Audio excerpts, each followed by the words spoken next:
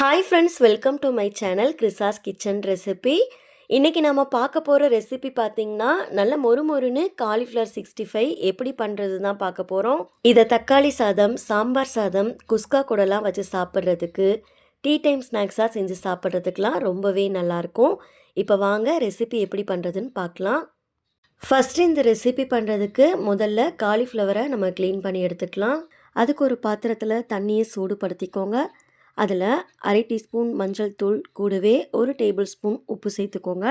அடுத்து கட் பண்ணி வச்சுருக்க காலிஃப்ளவரை உள்ளே சேர்த்துக்கோங்க. காலிஃப்ளவர் கட் பண்ணும்போது எல்லாமே ஒரே சைஸில் இருக்கிற மாதிரி கட் பண்ணி எடுத்துக்கோங்க.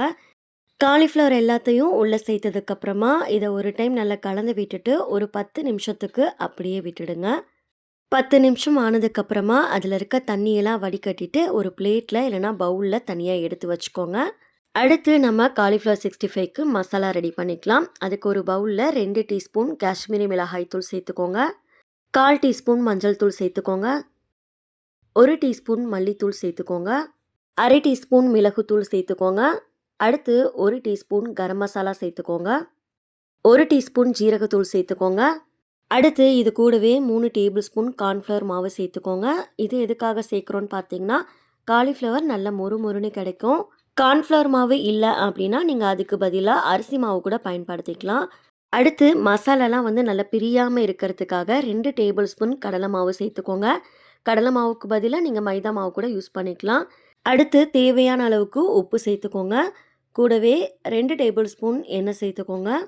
1 டேபிள் ஸ்பூன் இஞ்சி பூண்டு விழுது ஃப்ரெஷ்ஷாக அரைச்சிட்டு சேர்த்துக்கோங்க.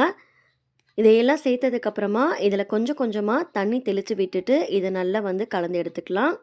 தண்ணி ஒரேடியாக சேர்த்துடாமல் கொஞ்சம் கொஞ்சமாக தண்ணி தெளித்து விட்டு நல்லா மிக்ஸ் பண்ணி எடுத்துக்கோங்க.